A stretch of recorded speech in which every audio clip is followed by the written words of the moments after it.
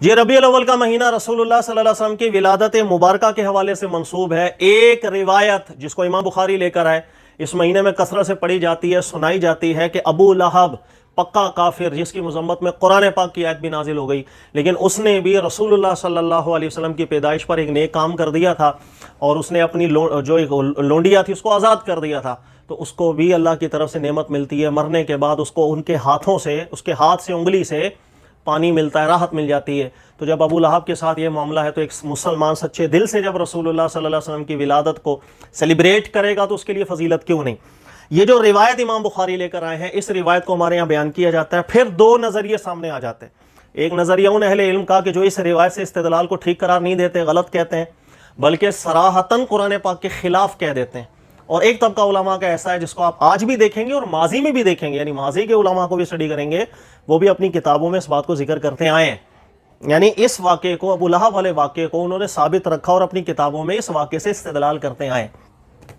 ہمیں کیا کرنا چاہیے؟ اس لیے کہ جب دو نظریے ہمارے سامنے آج کل بھی سننے کو ملتے ہیں، یا ماضی کی کتب بھی ہم مطالعہ کریں علماء محققین کی، ان کی کتب کے اندر بھی یہ دونوں باتیں ملتی ہیں۔ بعض علماء محققین ایسے ملتے ہیں جو اس واقعے سے، جو ابو لہب والا ذکر ہوا، اس سے استدلال کرنا ہی ناجائز سمجھتے ہیں، بلکہ اس سے استدلال کرنا اتنا بڑا ناجائز سمجھتے ہیں کہ قرآن کے خلاف کھڑا ہو جاتا ہے انسان۔ لیکن ایک طبقہ اہل علم کا ایسا ہے جنہوں نے اس واقعے کو ثبت رکھا، اس سے استدلال بھی کیا۔ تو ایک کنفیوژن، عام بندے کو بھی ایک کنفیوژن ہو جاتی ہے، تو اس کنفیوژن کو میں آپ کو سمجھاتا ہوں۔ ہمیں کیا کرنا چاہیے؟ نمبر 1، ایک بنیادی اصول سمجھ لیجئے گا، وہ یہ کہ جب کبھی اہل علم علماء کا اختلاف ہو جائے کسی بھی مسئلے کے اندر، اور اختلاف ہونا فطری بات ہے کہ اللہ نے ہر انسان کو عقل الگ دی ہے، شعور الگ دی ہے، سوچنے کی صلاحیت الگ دی ہے، سمجھنے کی صلاحیت الگ دی ہے، تو کبھی بھی ایسا نہیں ہو سکتا کہ ایک ہی مسئلے کے اندر دو لوگ غور و فکر کریں اور دونوں کے نتائج سیم ہوں۔ فرق آتا رہتا ہے دنیا کی ہر فیلڈ میں، ہر تحقیقی میدان کے اندر آپ دیکھیں گے اہل علم، اہل تحقیق، ان کے اختلافات ہوتے رہتے ہیں۔ اختلاف ہونا اس میں کوئی عیب نہیں ہوتا۔ مین چیز یہ ہے کہ جب کبھی اختلاف ہمیں مل جائے، یعنی ہم لوگوں کو جب کبھی اختلافی صورتحال مل جائے، تو ہم پر اللہ نے کیا ذمہ داری دی ہے کہ ہم ایسے اختلافی موضوعات کے اندر کون سا مسئلہ ہے جس کو ہم اخذ کریں گے، کس مسئلے کو ہم چھوڑیں گے۔ ہم پر اللہ نے یہ چیز لازم رکھی ہے، اور قرآن اس کی وضاحت کرتا ہے کہ ایوکم احسن عملا، کہ اللہ تعالیٰ نے اس دنیا کے اندر ہماری آزمائش یہ ڈالی ہے کہ ہم میں سے کون عملی لحاظ سے احسن چیزوں کو سلیکٹ کرتا ہے۔ یعنی اس دنیا میں آنے کے لیے ہمارا امتحان یہ ہے کہ ہم میں سے کون احسن چیزوں کو عملی لحاظ سے چنتا ہے۔ احسن کہتے ہیں جو سب سے دا بیسٹ ہو، جو سب سے بہترین بات ہو۔ یعنی جب کبھی کوئی اختلافی صورتحال ہمارے سامنے آ جائے، تو جن علماء کا، جن اہل تحقیق کا اختلاف ہوا ہے، اللہ دونوں کو اجر دے، اس لیے کہ جب کوئی اہل اجتہاد کرتا ہے، تحقیق کرتا ہے، اور وہ اہل بھی ہے، اس درستگی پر بھی ثواب کماتا ہے، ڈبل ثواب کما لیتا ہے، اور جب وہ غلطی بھی کر لے اس پر بھی ثواب ملتا ہے۔ لیکن ہمارے لیے حکم یہ ہوتا ہے کہ اس اختلافی صورتحال کو ہم نے بغور دیکھنا ہوتا ہے، جو بات قرآن سنت کے زیادہ مطابق ہوگی، دونوں کے دلائل میں غور و فکر کر کے اس بات کو چن لیا جاتا ہے جو بات قرآن سنت کے زیادہ مطابق ہو۔ اس سے ہوگا یہ کہ وہ جو ماضی کا اختلاف تھا وہ آگے ختم ہوتا چلا جائے۔ یعنی جب انسان دو باتوں میں غور و فکر کرے گا، تو ایک بات تو ایسی ضرور ہوگی جس کا وزن زیادہ ہوگا، جس تحقیق کو ہم کہہ سکتے ہیں یہ بات زیادہ قرآن سنت کے مطابق۔ تو دوسری بات یہ سمجھنے والی ہے کہ یہ جو روایات ہم تک پہنچتی ہے، ذہن میں رکھ لیجئے گا، جو راویوں کے ذریعے، یعنی 200-250 سال بعد ایک شخص ہے، ایک راوی ہے، وہ کہتا ہے مجھے فلاں نے یہ بات سنائی تھی، اس کو فلاں نے یہ بات سنائی تھی، اس کو فلاں نے یہ بات سنائی تھی، اور وہ بات اگر اللہ کے نبی علیہ الصلوۃ والسلام تک متصل بات بھی ہو۔ یاد رکھ لیجئے گا، یہ جو روایات ہیں یہ کبھی قرآن پاک کے برابر نہیں ہوتی۔ رسول اللہ صلی اللہ علیہ وسلم کی جو مبارک بات ہے وہ قطعی ہے، یعنی ہمیں اگر اللہ کے نبی علیہ السلام کوئی بات ارشاد فرمائے وہ ہمارے لیے بالکل ایک قطعی درجہ رکھتی۔ لیکن جو بات انڈائریکٹلی ہمیں روایتوں کے ذریعے ملتی ہے، یعنی 200-250 سال بعد میں نے فلاں سے سنا، اس نے فلاں سے سنا، یہ جو راویوں کی چین سے جو بات ہم تک پہنچتی ہے، یہ بات کبھی بھی از ایکول ٹو قرآن نہیں ہوتی ہے۔ یہ بات اپنے ذہن میں رکھیے گا۔ اس لیے اس بات کو اچھی طریقے سے دیکھا جاتا ہے، اس کی سند کو دیکھا جاتا ہے، اس کے متن کو دیکھا جاتا ہے۔ اگر کسی طرح کا کوئی آبجیکشن ہوتا ہے اس کو رد کر دیا جاتا ہے کہ ممکن ہے راویوں سے غلطی ہوئی ہو۔ اس لیے یہ جو حدیثیں روایتوں کے ذریعے ہم تک جمع ہوئی ہیں کتب احادیث کے اندر، اس میں کبھی کبھی بلکہ بہت دفعہ ایسا ہوتا ہے کہ بہت سی روایتیں ایسی ہیں جس کی سند بالکل ٹھیک ہوتی ہے، اس کے باوجود ان روایتوں کو ہم قبول نہیں کر سکتے کیونکہ وہ اس سے بڑی دلیل کے خلاف ہوتی ہے۔ یعنی قرآن، اگر کوئی حدیث جو راویوں کے ذریعے سے ملی یہ قرآن کے خلاف ہوتی ہے، کبھی بھی قبول نہیں کی جاتی ہے، ریجیکٹ کر دیا جاتا ہے۔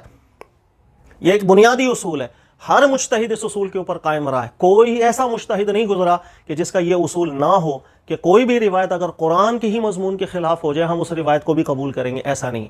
اور یہ بات دوبارہ میں ذکر کر دوں، ایک ہے اللہ کے نبی علیہ السلام کی مبارک بات، اگر براہ راست کسی کو رسول اللہ صلی اللہ علیہ وسلم کی کوئی بھی بات ملے گی نہ وہ بات قرآن کے خلاف ہو سکتی ہے، اور اس شخص کے لیے وہ قطعی درجہ ہی رکھتی ہے کیونکہ وہ براہ راست اللہ کے نبی علیہ السلام سے سن رہا ہے. ایک ہے انڈائریکٹ بات جو راویوں کے ذریعے ہم تک پہنچی. یہ جو انڈائریکٹ بات ہے یہ کبھی بھی قرآن پاک کے برابر نہیں ہوتی. لہٰذا پہلی اس بات ذہن میں رکھیے گا، ہر وہ حدیث جو چاہے صحیح بھی ہو، اگر قرآن پاک کے خلاف ہو جاتی ہے وہ حدیث صحیح نہیں رہتی، وہ باطل ہو جاتی ہے، اس کا متن منکر ہو جاتا ہے، اس سے استدلال کرنا بالکل ٹھیک نہیں ہوتا. اس کی سینکڑوں مثالیں. اسی طریقے سے بہت سی حدیثیں ہیں جو خبر واحد یعنی روایات کے ذریعے سے ہم تک پہنچتی ہیں لیکن وہ سنت متوارثہ کے خلاف ہو گئی پھر بھی قبول نہیں ہوتی، عقل سلیم کے خلاف وہ قبول نہیں ہوتی. یہ چیزیں بنیادی اصول کی حیثیت رکھتی ہیں.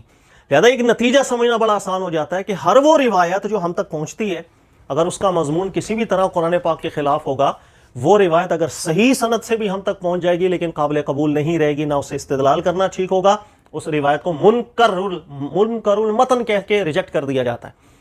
اس کی بہت سی مثالیں آپ ہمارے کلپس کے اندر دیکھتے رہتے ہیں کہ میں اکثر وہ حدیثیں بیان کرتا ہوں کہ جن کے متن پر آبجیکشنز ہیں اور علماء نے اس کو قبول نہیں کیا. اب آ جائیں ابو لہب والی روایت کے اوپر. ابھی میں سند کی بات نہیں کر رہا کہ سند کے اندر یہ روایت ٹھیک ہے یا نہیں، اس کو ذرا رہنے دیں. امام بخاری ایک بات لے کر آیا اور وہ بات یہ لے کر آیا کہ عروہ کہتے ہیں، عروہ تابعین میں سے، وہ بیان کرتے ہیں کہ ابو لہب کے گھر والوں میں سے کسی ایک نے مجھے خواب بتایا کہ ابو لہب جس وقت مر گیا تھا اس کے بعد اس کو خواب میں دیکھا گیا اور پوچھا گیا کہ ہاں بھائی کیا ہوا آپ کے ساتھ معاملہ. اس نے کہا مجھے کوئی بھی خیر نہیں ملی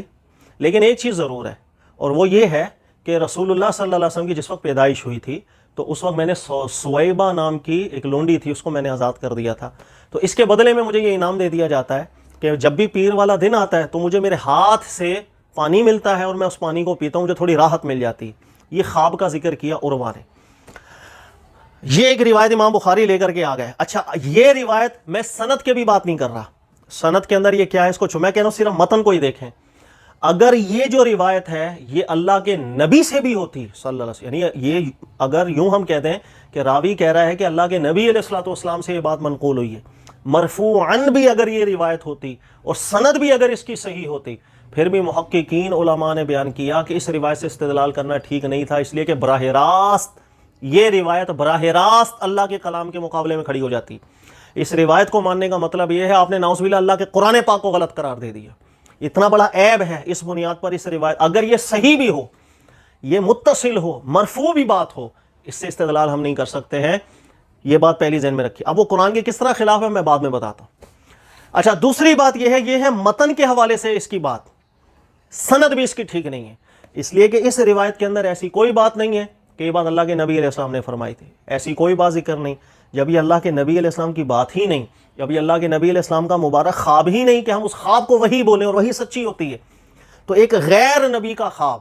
اور روایت بھی متصل نہیں ہے، مرسل روایت ہے عروہ کی، اور مرسل روایت جو ہے اس کے اندر قدر عیب ہوتا ہے اتنی، یعنی جو بات سند میں بھی ٹھیک نہیں اور متن اس کا قرآن پاک کے خلاف ہو تو اس سے استدلال کیا جائے گا، نہایت کمزور درجہ ہوگا. اب دیکھیے گا کہ ابو لہب والی روایت کو ماننے میں قرآن پاک کی خلاف ورزی کہاں لازم آ رہی ہے. ابھی میں آپ کو سمجھاتا ہوں. روایت یہ ہے کہ کسی نے خواب دیکھا، اور ایک روایت کے اندر آیا کہ حضرت عباس نے خواب دیکھا تھا، لیکن یہ بھی کچی بات ہے اور کس نے خواب دیکھا تھا یہ بھی نہیں معلوم. چلے مان لیں کہ ان کے چچا نے خواب دیکھا تھا، حضرت عباس نے خواب دیکھا. اور خواب کیا دیکھا بھائی؟ ابو لہب سے پوچھا کیا آپ کو ہوا؟ کہا کہ مجھے کوئی چیز نے کسی چیز نے فائدہ نہیں دیا، لیکن اس ہاتھ سے مجھے نفع ملتا ہے، ہر پیر کو کچھ پانی پینے کو ملتا ہے، مجھے ریلیکس ہو جاتا ہے. اگر ہم اس بات کو ٹھیک مان لیں، یعنی اس روایت کو، قرآن پاک کے خلاف اس طرح ہو جائیں گے. اللہ قرآن پاک میں فرمائے ابو لہب کے اسی ہاتھوں سے متعلق، اللہ فرمائے تبت یدا ابی لہب وتب، ابو لہب کے ہاتھ تباہ ہو گئے، ابو لہب کے ہاتھ ہو گئے تباہ. پھر آگے اللہ نے فرمایا ما اغنی عنہ مالہ وما کسب، ابو لہب نے اپنی پوری زندگی کے اندر جو نیکیاں کی اسے کوئی فائدہ نہیں دے گی. یہ اللہ نے قرآن میں ذکر کر دیا.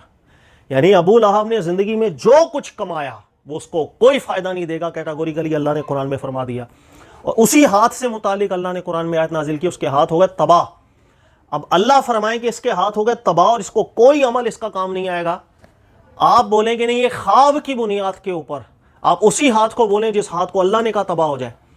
اور آپ بولیں نہیں وہ ہاتھ تباہ نہیں ہوئے بلکہ اس ہاتھ سے تو نفع ہو رہا ہے، اور اللہ قرآن پاک میں فرمایا اس کا کوئی عمل اس کو فائدہ نہیں دے گا، آپ بولیں نہیں اس کا یہ عمل اس کو فائدہ دے رہا ہے، تو آپ قرآن پاک کے بالکل خلاف کھڑے ہو جاتے ہیں۔ ابو لہب کا نام لے کر اللہ فرمائے کہ اس کے ہاتھوں میں تباہی ہے اور اس کو کمایا کچھ کام نہیں آئے گا، اور آپ بولیں نہیں نہ ہاتھ میں تباہی ہوئی بلکہ اس کا کمایا بھی کام آ گیا، اور ہاتھ بھی سلامت، اور اس کے کمائی میں سے یہ جو ایک نیکی ہے اس نیکی نے اس کو فائدہ بھی دے دیا، بالکل قرآن پاک کے خلاف کھڑے ہو جاتے ہیں۔ اسی طرح نمبر 2، اللہ نے قرآن میں فرمایا جن کافروں پر حجت بالکل تام ہو جاتی ہے اور اس کے باوجود، اتمام حجت کے باوجود وہ حق کو نہیں چنتے، کفر کو ہی چن لیتے ہیں، ایسے لوگوں کے لیے اللہ قرآن میں فرماتے لا یخفف عنہم العذاب، ان سے عذاب بالکل کم نہیں کیا جاتا، یعنی ان کے عذاب میں کمی نہیں کی جاتی ہے۔ یہ قرآن پاک کی واضح آیت، اور ابو لہب ان کافروں میں سے ہے جس کا نام لے کر اللہ نے قرآن پاک میں مذمت بیان کی ہے، اس پر حق بھی واضح ہو چکا تھا، اتمام حجت کے بعد بھی اس نے کفر کو چنا،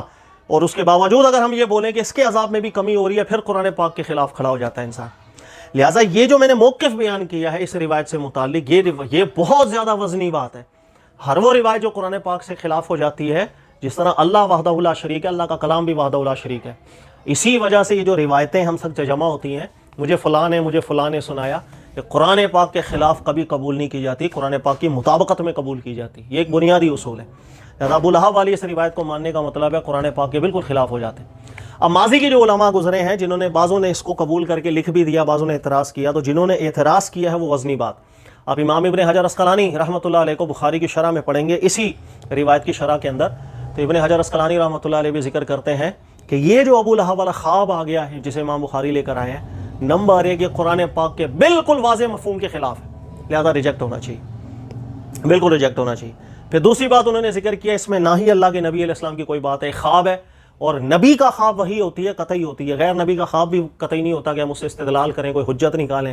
لہٰذا یہ بالکل کمزور بات، یہی وزنی بات ہے۔ لہٰذا یہ جو موقع ہے ربیع الاول کا، یہاں اکثر میں نے یہ دیکھا کہ اس روایت کی بنیاد پر فضیلتیں بیان ہوتی ہیں، نہیں کرنی چاہیے، مضبوط بات پر اسٹینڈ لینا چاہیے، جو بات زیادہ قرآن سنت کے مطابق ہے اسی کو اختیار کرنا چاہیے۔ جزاک اللہ خیر۔